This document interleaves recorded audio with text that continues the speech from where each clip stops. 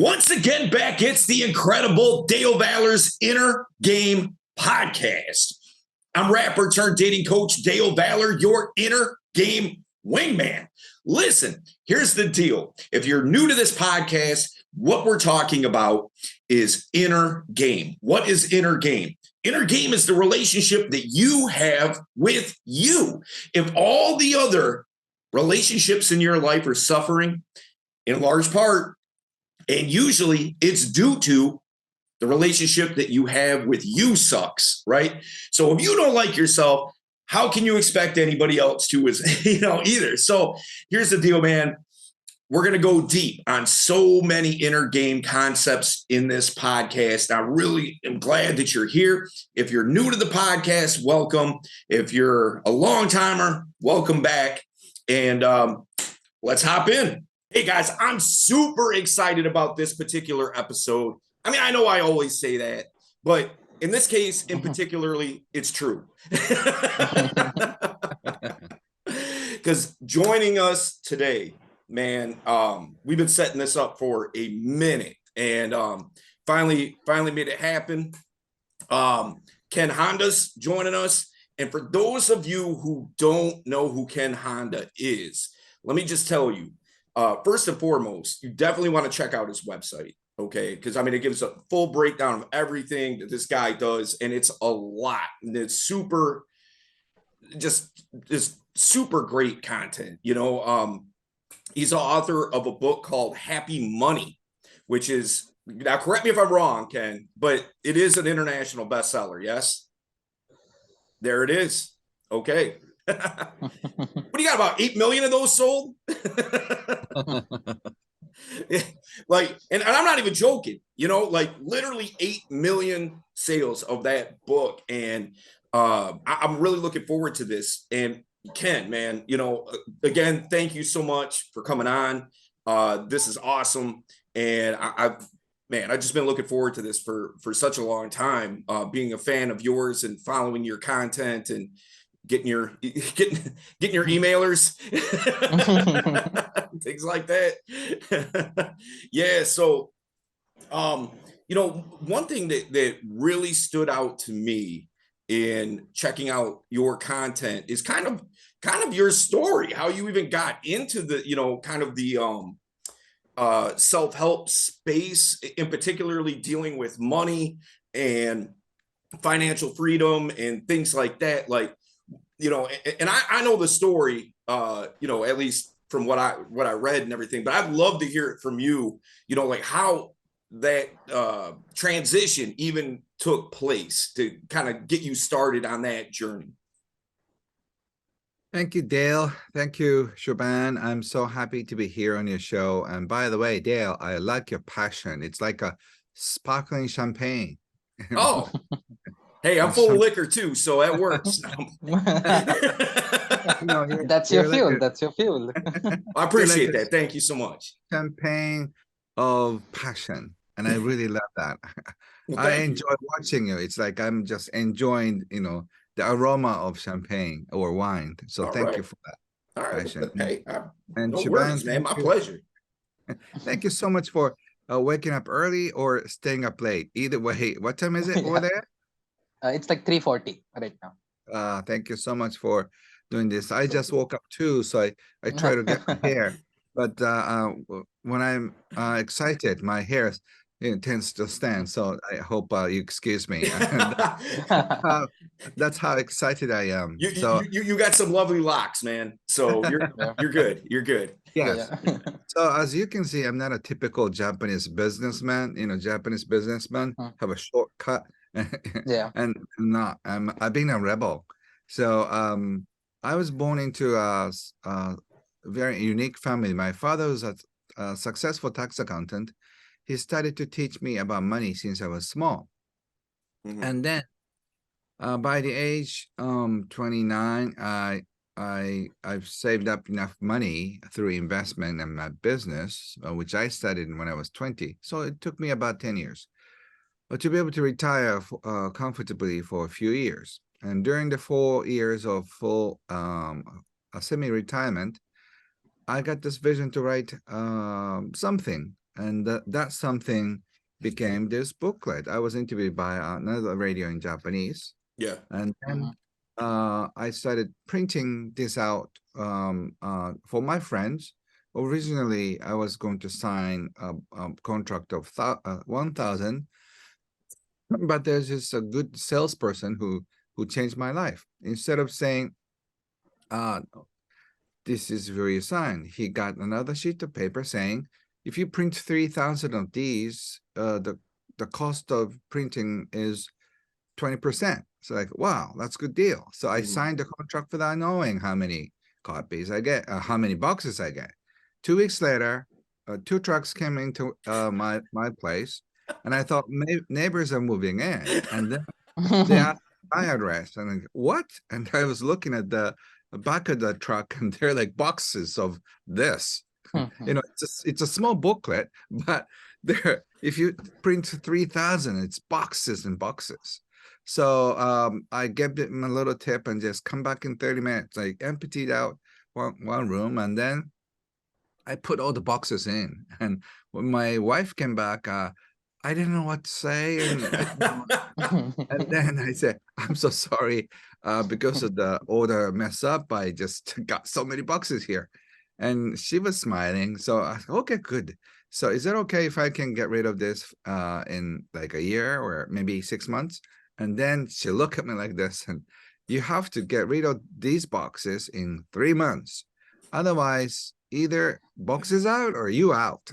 And hope you can live in those boxes. so I just started to calling. You know, those days, you know, I was dialing, right?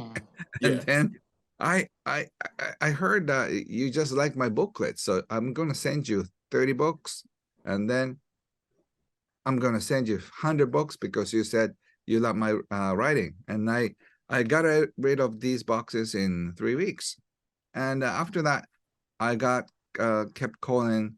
I got so many calls from my friends that I didn't even know that they wanted more of these books, because I said I'm gonna give it for free. You know, a lot of fun cartoons and all that. And after I gave away 100,000 copies, a publisher called me, and they wanted me to write a book, and the rest is almost like a history. And since then, I've published more than 200 books, and the book I showed you, this is the only English book I have. So it's out in 33 languages, I guess. So all the books I've sold nearly 9 million copies. Most of them are written on happiness and money, and how to find your gifts and how to make peace with money. Yeah. So that's awesome. That's version. Awesome. You know what stood out to me about your story is, you know, being at the park with your daughter and seeing this mother with her daughter or son. I can't remember if it was a boy or girl, but you know, her child, and having to abruptly kind of leave the park as the kid's having a good time and hanging out and playing and all that, and abruptly having to leave because she's got to be at work, you know, which makes sense. You know what I mean? Like, you know, you can't just, well, I guess I quit because my kid wants to play, you know? So, you know, I understand that, you know, she's up and out of here, but how that, you know, I'm sure, and I don't mean to speak for you, but I'm sure that there was a sense of, you know, like empathy, in the sense of, you know, like, here I am, you know, like I'm in a retirement phase of my life. I have all day to do this, and she don't. And I mean, as you know, man, months fly off the calendar. Like, before you know it, that kid's gone, you know, grown up and out of here, you know, and those precious moments that slip through our fingers because we have these responsibilities and things to do and schedules to keep and bills to pay, and you know, like that really hit me, that part of your story. You know, what was going through your mind when you saw this kind of playing out? Was that like, you know what, that's the book right there? You know, like, was that like an epiphany moment, or was it like you just kind of thought about it for a while and you're like, that's what I need to do? Yeah, thank you.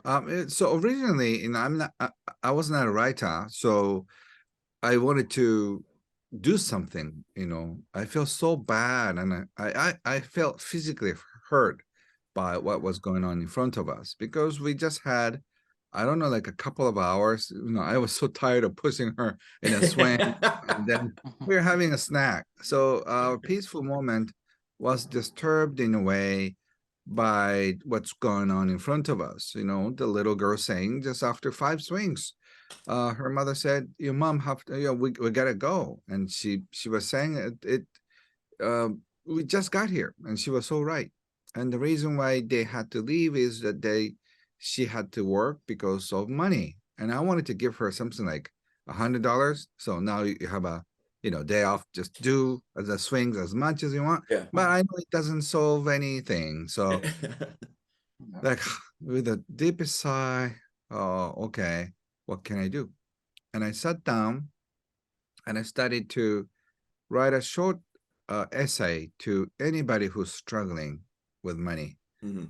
And I didn't write so people can be wealthy. It's another story, but at least I want people to have enough time for themselves, for the important ones, even for just a few hours. And that's something we can do. But we, if we didn't have peace of mind, uh, we feel like we can have a minute in the park. So it's just more of a how much money you have. It's more of your attitude toward money, toward work. Mhm. And so often feel so stressed out around money and work. So we get upset with our kids easily. And 90% of the time, if you're a parent, it's nothing that your child did. We are like already irritated. And Yeah. then our kids do something to let it all out. And Yep. we feel sorry because it's not our kid's fault. We know that as a parent. I feel I've done that a few times, but we don't realize it comes from money related stress. Yeah. So I thought, okay, maybe I can write something so people can feel less stressed about money, and that would really transform people's lives. And my like few pages essays got to 26 pages. I ended up just having this. Oh, And okay. So that essay turned into that. right. And then that turned into another book and another book. And then I kept publishing so many books for the past 20 years.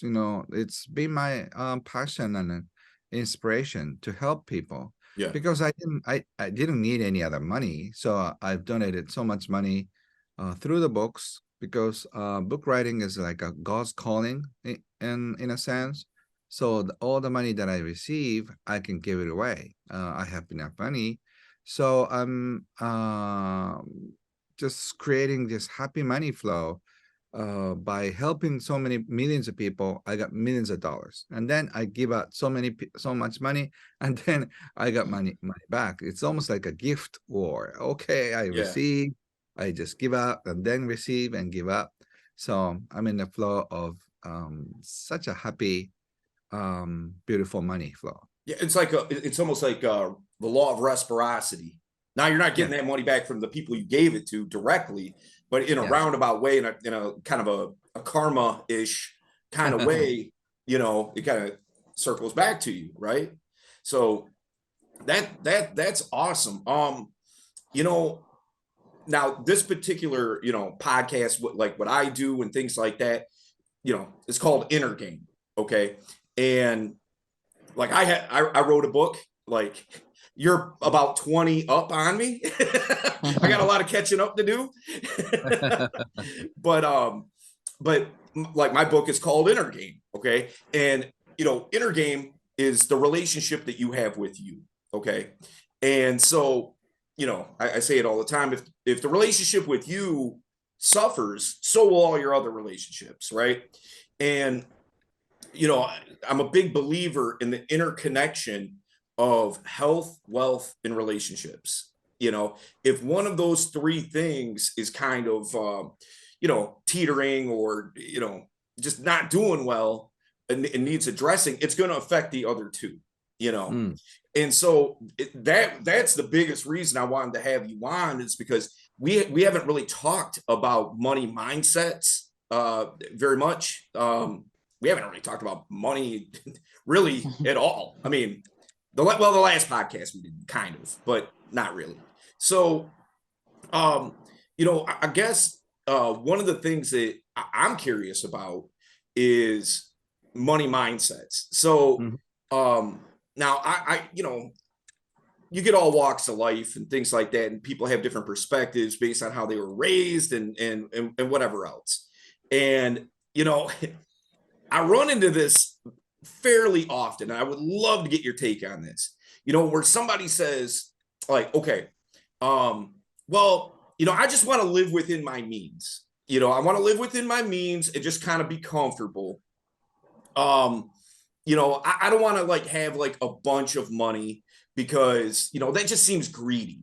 It seems like I'm, like shisty or some type of corrupt businessman or something like that. And I don't want to give that impression of myself. Like what would you tell somebody who came to you with that particular mindset? First of all, I have no judgment over, this way of living and this way of living, because I feel there's a choice. Sometimes we feel like we're forced to live this way, but it's not, because unless you're in a certain country that certain freedom is not allowed. But in most of the places, we have a choice. Either we work for bad company or good company, or either we change the companies that we work for, or we can go on our own. That freedom is in our hand. So in terms of that, I think the way you relate to money, that's your call. You can relate with money in a bad way, or you can relate with money in a happy way. So you can make a living and you can make both ends meet. That's beautiful. And if you are abundant, if you are comfortable, you don't have to keep buying Mercedes or Rolls Royce. We don't have a flashy lifestyle, so it doesn't cost us so much money for three of us and my family. So the money I'm making, I'm not doing for our family anymore. We have enough money for the family. So, and basic needs are covered and some, good goodies. So the money I'm making is like, I don't know, 20, 30 times over. So I get to help people with the money I make. So it's almost like I have a big family, So the family, I don't even know the names and faces, but I know I can help. Okay. And I can help set up a lot of other good things. I've set up foundations. I help orphanage, and I can help so many people with the excess money I made.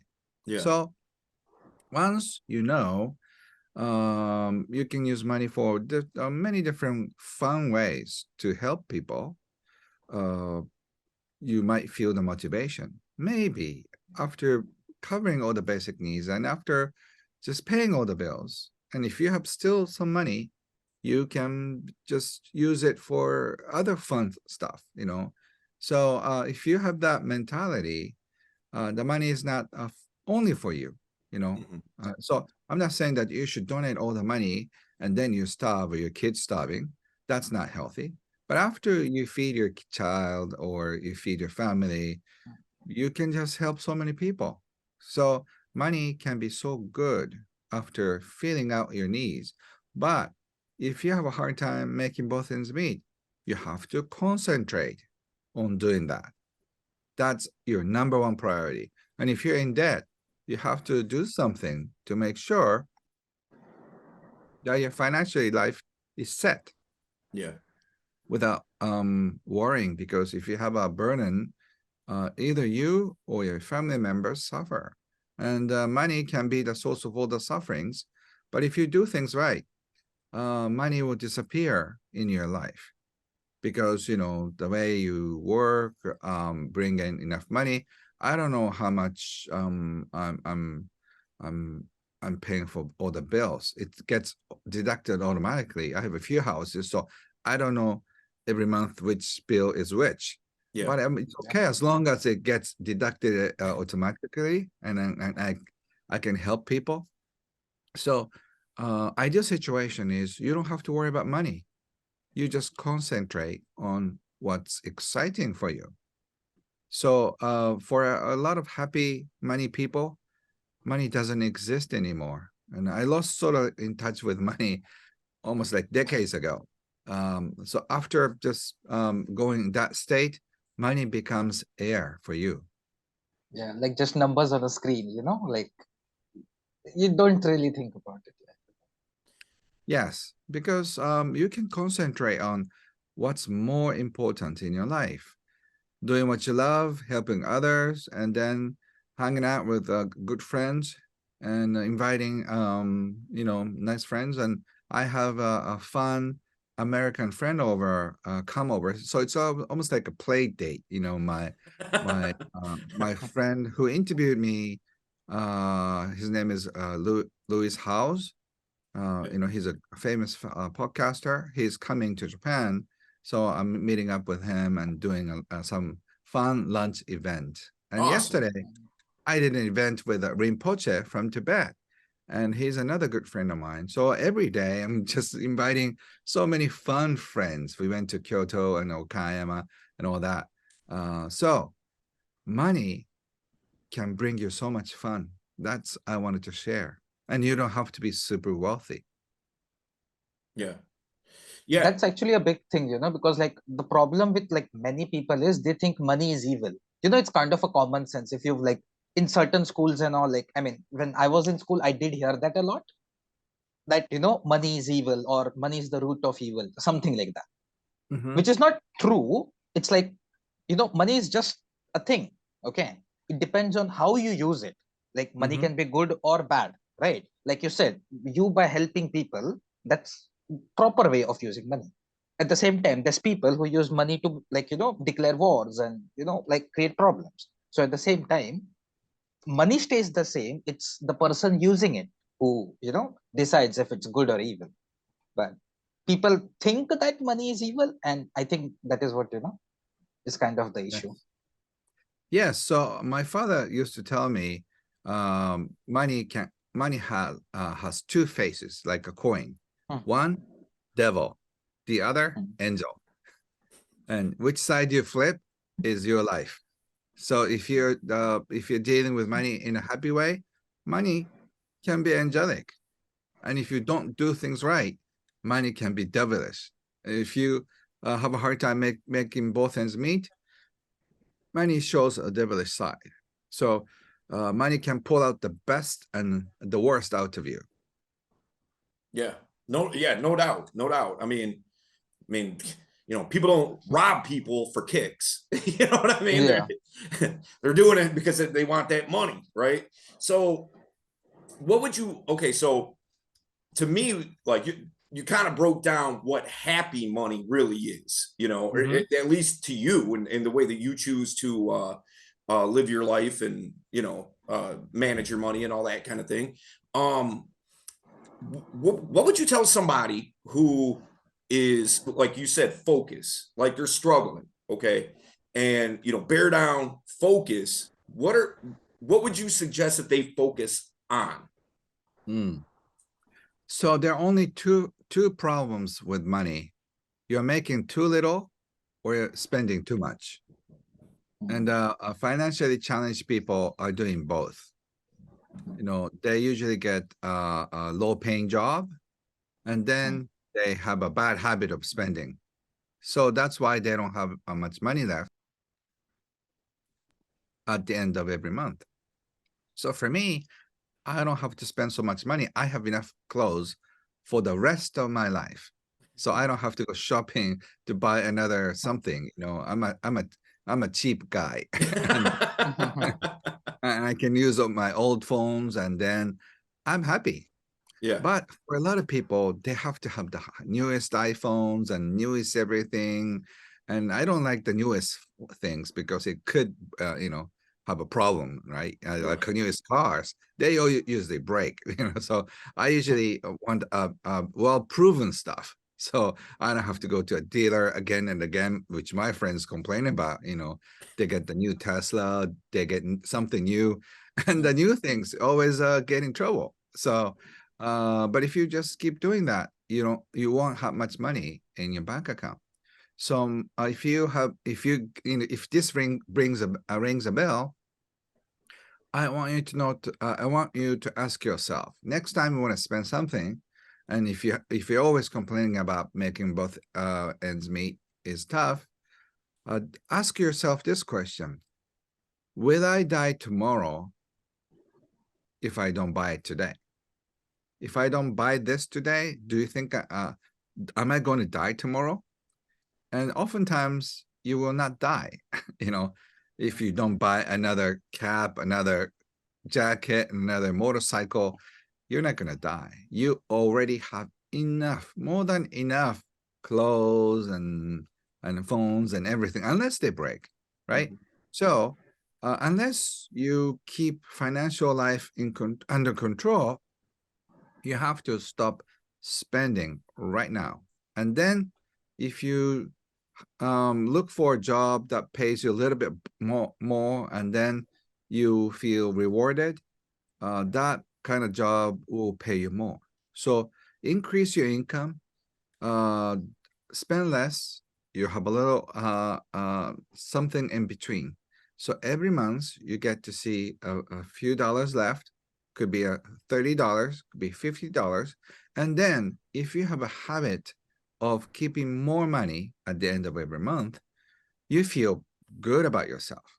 And then after appreciating money coming in and going out, and after appreciating what you have, you feel happier, you feel more content. And the feeling that I have more than enough will attract more in your life. What you appreciate. So once you start going like this, it's a snowball, because your friends might call you and say, my friend is looking for somebody who can do this job, and I thought of you. Are you interested? Yes, I'm in. And then you get paid a little bit more, and then you can just keep hopping to the right place. You have to find the right place for you where you can serve more without working hard.